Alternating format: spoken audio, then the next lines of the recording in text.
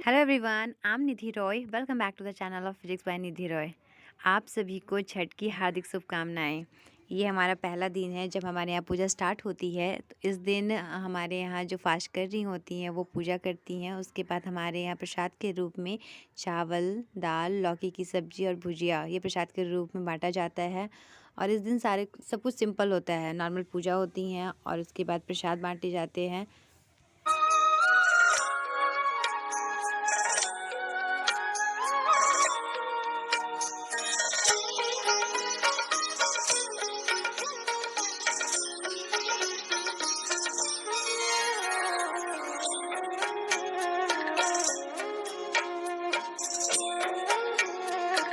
यही एक पूजा है जो छठ महापर्व है।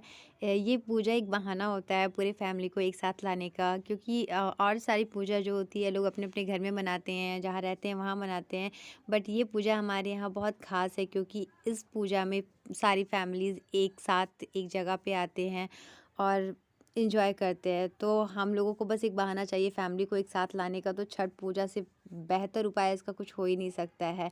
तो इसलिए ये स्पेशल है क्योंकि सारे लोग एक साल से इस पूजा का वेट कर रहे होते हैं और फाइनली जब ये दिन आता है तो सारे कज़िन्स, हमारे रिलेटिव्स एक साथ, फ्रेंड्स एक साथ होते।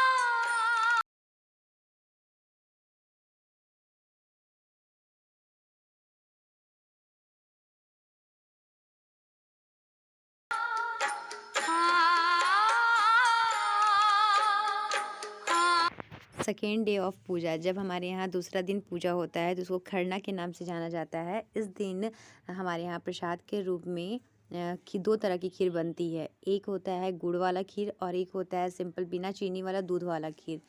और इसके साथ रोटियां बनाई जाती हैं और ये बांटा जाता है। इस दिन शाम के टाइम पे हमारे यहाँ जो फास्ट कर रही होती हैं वो खरना करती हैं और उसके बाद फिर लोगों को प्रसाद बांटा जाता है।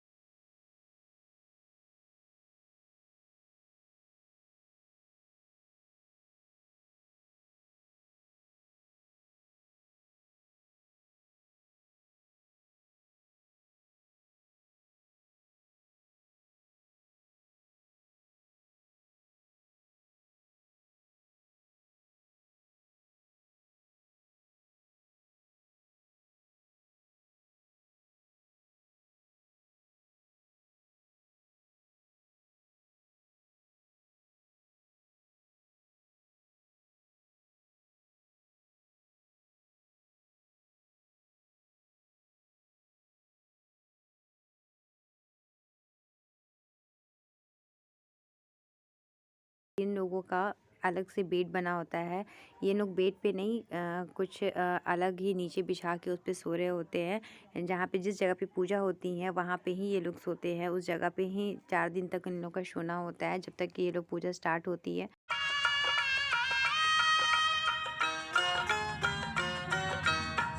केलवा के पात पर उगेलन सूरज मल झाके झुके। केलवा के पात पर उगेलन सूरज मल झाके झुके। हे करलू छठ बरतिया से झाके झुके। हे करलू छठ बरतिया से झाके झुके।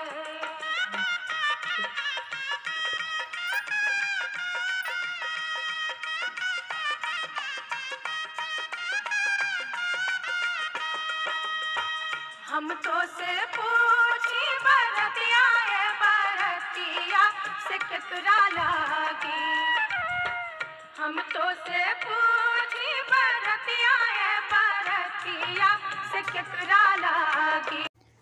थर्ड डे ऑफ छठ पूजा इस दिन होता है जब हमारा पहला अर्घ का दिन है। ये जब शाम को हमारे यहाँ अर्घ दिया जाता है। उस दिन क्या होता है कि सारे लोग, जो सूप हमारे यहाँ चढ़ाया जाता है उसको अच्छे से धो के उस पे टीका वगैरह लगाया जाता है।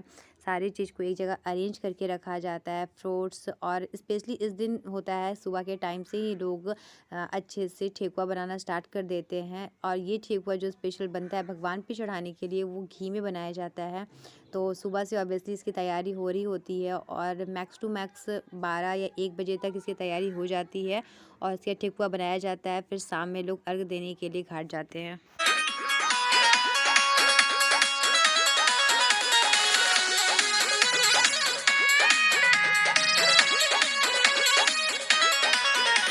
छठ पूजा का त्योहार है आया, सारे बिहारियों को जोश मिलाया।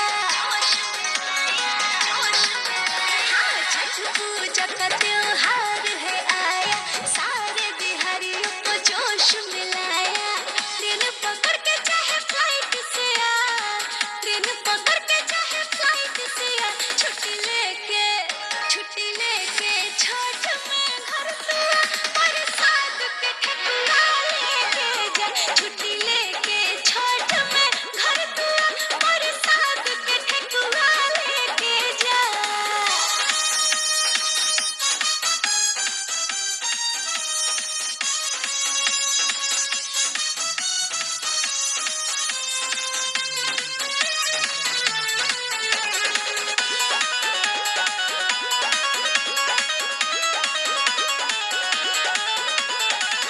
छोड़ के सारे काम काज घरे लौट आ, पूरे परिवार के संग छठ मना।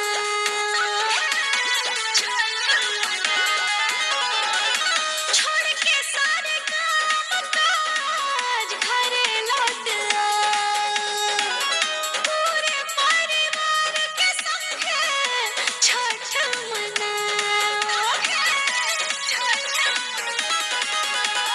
दिल लुधियाना बेंगलोर से आ, लंदन अमेरिका मॉरिशस से आ, लंदन अमेरिका मॉरिशस से आ। छुट्टी लेके छठ में घर तू आ, प्रसाद के ठेकुआ लेके जा। छुट्टी लेके छठ में घर तू आ, प्रसाद के ठेकुआ लेके जा।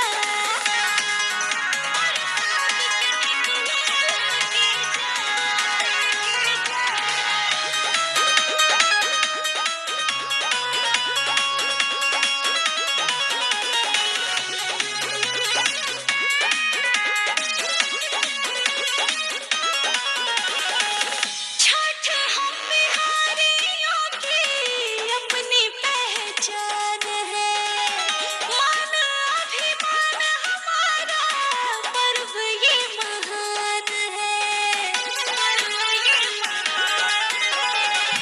छठ हम बिहारियों की अपनी पहचान है, मान अभिमान हमारा पर्व ये महान है।